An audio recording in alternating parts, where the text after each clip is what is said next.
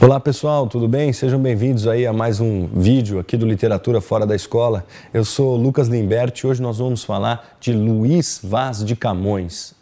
E nós vamos falar de uma parte específica da obra do Camões, que são seus sonetos. Os sonetos do Camões estão elencados aí em alguns importantes vestibulares do país e, obviamente, para quem curte literatura, mergulhar naquilo que há de melhor, né? Talvez os melhores textos escritos em língua portuguesa são de Luís Vaz de Camões. Bom, nós estamos falando de literatura portuguesa, talvez um dos nomes mais importantes da literatura portuguesa, que está na época do Renascimento, que na literatura a gente chama de classicismo, tá certo? Camões nasceu no ano provavelmente no ano de 1524. Algumas cidades brigam por ser a cidade natal, né?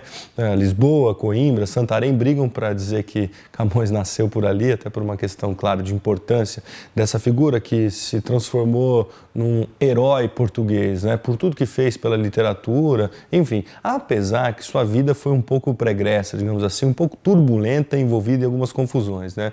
Quando você pensa no escritor, às vezes você pensa naquele sujeito sentado, né? Enfim, escrevendo no seu quarto. Não, Camões era aquele cara da rua, briguento, boêmio, enfim, sempre envolvido com confusões com mulheres e tal, né? Ele nasce numa baixa nobreza e tentou ascender socialmente de várias maneiras, enfim. E foi, claro, um grande intelectual, estudou na tradicional Universidade de Coimbra, né? Enfim, foi preso algumas vezes por causa de confusão, boemia. Uma vez ele mexeu com uma mulher num bar, a mulher era a esposa de um militar, enfim, aquelas coisas todas. Nessa época Portugal estava em pleno processo expansionista, né? Aquela coisa das guerras contra os mouros, etc. E ele capturava figuras que estavam presas para lutar na guerra. Camões foi para a guerra, Camões, enfim, até perdeu o olho. Aliás, você vê um escritor sem um olho assim, é Camões, né? Assim, ele estava lutando contra o Marrocos, tomou uma espadada no olho, enfim. Um sujeito que não era aquele que ficava no quarto escrevendo, ele ia para a vida. E isso é típico dessa época do Renascimento, onde os sujeitos queriam fazer o seu melhor, né? É uma época onde a perfeição, a perspectiva universalista tomou conta aí da literatura. A obra do Camões, ela é dividida em parte lírica e parte épica, tá certo? A parte épica conta a história dos Lusíadas, a grande aventura de Vasco da Gama cortando o Cabo da Boa Esperança, que nós temos já um vídeo aqui, vale a pena você conferir. E a parte lírica, digamos assim, contempla digamos, texto em medida nova e em medida velha. Vamos entender o que é isso? Que é o que cai nos principais vestibulares, aí, especialmente no que se trata a escolha dos sonetos. Tá? O Camões ele vai escrever tanto em medida velha quanto em medida nova. O que significa dizer? Medida velha é uma forma de escrita, um tamanho de verso, uma metrificação específica da Idade Média, tá certo? Ou seja, a medida velha são versos redondilhos, redondilha maior, versos de 7 sílabas poéticas, e redondilha menor, versos de 5 sílabas poéticas. Bom, isso faz parte da medida velha. A medida nova são os versos decassílabos, tá certo? Que são versos de 10 sílabas que vão compor o soneto, que é o nosso tema principal desse vídeo, tá certo? Então presta atenção. Em 1527, um escritor chamado Sá de Miranda leva para Portugal a chamada medida nova. Quem cria a medida nova foi um italiano. Aliás, a Itália é um espaço pleno do desenvolvimento renascentista, né? Tinham pintores, a época do Michelangelo, né? Donatello, Botticelli, enfim, Borromini, Borromini na escultura, Leonardo da Vinci, aquelas figuras todas que desfilavam o Renascimento italiano, e na literatura não foi diferente, quando surge a figura de Francesco Petrarca. Francesco Petrarca cria o Dolce Stil Nuovo, que é o doce estilo novo, tá certo? E esse doce estilo novo era, na verdade, a criação de uma métrica específica para o verso, que era o verso de 10 sílabas. E isso compondo o soneto. Sá de Miranda, que estava na Itália, conheceu Petrarca, leva isso para Portugal e, obviamente, o nosso herói português, Camões, vai se apropriar dessa medida nova, tanto para escrever os Lusíadas, lá em 8ª rima, como para escrever os seus sonetos, tá certo? Olha, uma dica para as questões do vestibular, para quem está interessado nisso, efetivamente. Muitas vezes as questões estão preocupadas com o aspecto formal do soneto, então você precisa saber o que é um soneto. O soneto é uma das medidas mais tradicionais da poesia, né, que tem que ser analisado. As pessoas costumam falar, aquele 4-4-3-3, mas peraí, calma lá, vamos entender o que é isso. O soneto ele deve ser olhado do ponto de vista formal sobre o aspecto primeiro, da estrofação, ou seja, ele está estruturado em 4-4-3-3, ou seja, 2 quartetos e 2 tercetos organizados em 14 versos. Depois, do ponto de vista da metrificação, ou seja, o tamanho dos versos, cada verso possui 10 sílabas poéticas, tá certo?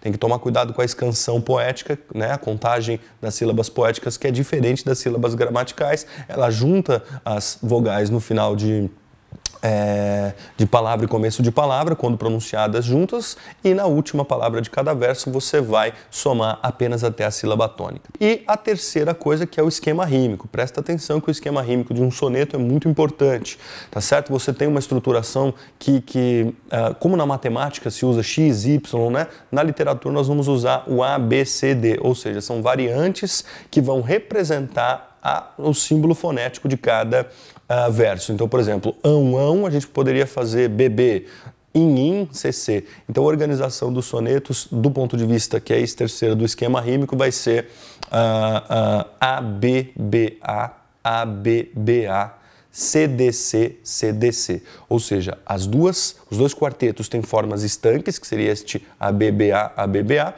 e os tercetos, para complicar e para mostrar que eles eram bons escritores, tinham essa perfeição formal, eles tinham variações. Então pode ser CDC, CDC, pode ser CDC inverte DCD, ou pode ser CDE, CDE.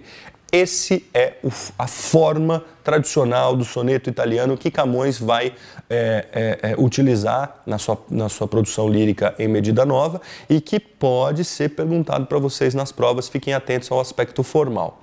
Um outro aspecto é o aspecto temático, ou seja, o que ele dizia nesses sonetos, né? Camões vai trabalhar muito com um homem que vive, de um lado, os amores que não podem acontecer e do outro, os desconcertos do mundo. Pensa bem nessas duas temáticas. De um lado, o amor neoplatônico, ou seja, o processo de idealização do amor, do confronto entre aquilo que você pensa e aquilo que é a realidade, e de outro lado, o desconcerto do mundo, tá certo? Alguns sonetos vão falar, né? Camões refletia, tinha esse aspecto reflexivo, né? Olha, todo mundo que faz coisa errada se dá bem, todo mundo que faz coisa certa se dá mal, fui eu fazer coisa errada, me dei mal, o mundo desconcertado, né? E do outro lado, os sonetos de idealização amorosa, coisas famosas que todo mundo já ouviu por aí, né? Amor é fogo que arde sem se ver, ferida que dói não se sente, um contentamento descontente, né? Então, esse é um soneto tradicional, aliás, fica atento que a chance de aparecer no vestibular é muito grande.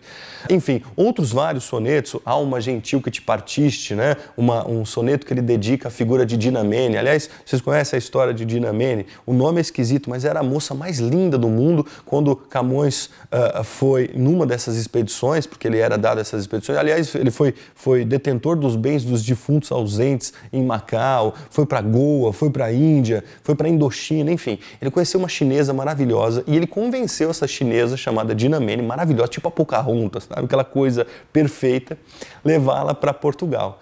Ele, todo galanteador, poeta, enfim, levou a Dinamene para Portugal, né? Ela, imagina, sair do seu país, se lançar ao mar com um português, era dar adeus, não era um intercâmbio que você vai e volta, né?